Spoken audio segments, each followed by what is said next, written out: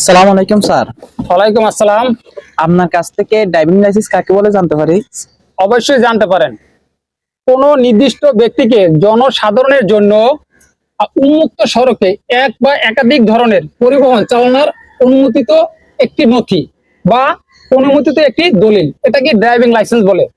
অসংখ্য ধন্যবাদ আপনাকে আপনার সুন্দর উত্তর উপস্থাপনের জন্য। আমাদের ভিডিওটি যদি ভালো লাগে আপনারা লাইক, কমেন্ট এবং শেয়ার করবেন। অবশ্যই আমাদের পেজটিকে ফলো দিবেন। ধন্যবাদ।